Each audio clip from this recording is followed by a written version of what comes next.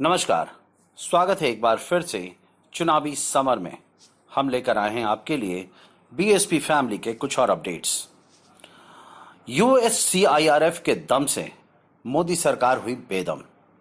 जी हां, जैसा कि हम जानते हैं कि भारत में धार्मिक आजादी के खतरे को देखकर यूएससीआईआरएफ ने देश और दुनिया में प्रधानमंत्री मोदी और अमित शाह को बैन करने की धमकी दी थी।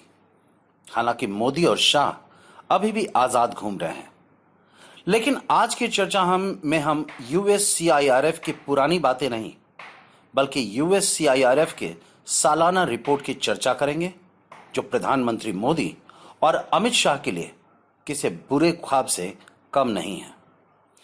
आपको बता दें कि यूएससीआईआरएफ ने अपनी वार्षिक रिपोर्ट जारी की है, जिसमें भारत में कम होती धार्मिक आजादी पर चिंता जताई गई। दरअसल सीएए और एनआरसी की वजह से भारत धर्म के आधार पर बंटता हुआ नजर आ रहा है। इसकी वजह से ही यूएससीआईआरएफ ने अंतर्राष्ट्रीय धार्मिक स्वतंत्रता अधिनियम यानी आईआरएफए के तहत धार्मिक स्वतंत्रता के उल्लंघन में शामिल रहने या जारी रखने के कारण भारत को फिर से टीयर 2 में रखा है। यहां आपको यह बता दें कि टीयर 2 का मतलब विशेष चिंता का देश, जहां धार्मिक खतरा ज्यादा हो। वैसे रिपोर्ट के अनुसार पिछले एक दशक में भारत में धार्मिक अल्पसंख्यकों के लिए स्थितियां और खराब हुई हैं। वहीं आरएसएस समेत कई अतिवादी धार्मिक संगठनों ने धार्मिक हिंसा को बढ़ावा दिया। यूएससीआईआरएफ के अनुसार 2018 में लगभग 1/3 राज्य सरकारों ने गैर हिंदुओं और दलितों के खिलाफ भेदभावपूर्ण कानूनों को तेजी से लागू किया।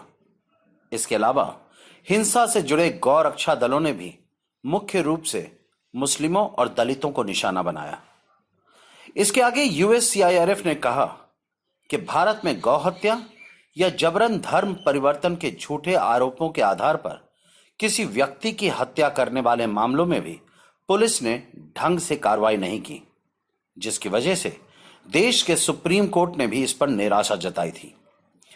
यूएससीआईआरएफ ने कहा कि भारत में सीएए और एनआरसी संभावित रूप से लाखों मुसलमानों को डिटेंशन में लेने, निर्वासित करने और राज्य विहीन करने की योजना को उजागर करता है। इस तरह 2004 के बाद यह पहली बार है जब United states commission on international religious freedom यानी यूएससीआईआरएफ ने अपनी रिपोर्ट में भारत की स्थिति पर चिंता जताई है। जाहिर सी बात है कि यह मोदी सरकार के लिए किसी बड़ी चेतावनी से कम नहीं है, क्योंकि यूएससीआईआरएफ की रिपोर्ट के बाद देश में सीएए और एनआरसी के खिलाफ विद्रोह और ज्यादा बढ़ सकता है। ऐसे में देश और विदेश के दबाव में मोदी सरकार को सीएए और एनआरसी को वापस लेना पड़ सकता है। हमारे साथ बने रहने के लिए आपका धन्यवाद। आप हमारे प्रोग्राम्स को today's.com पर भी देख सकते हैं और आप हमें टुडेज टीवी पर ट्वीट भी कर सकते हैं। Thank you.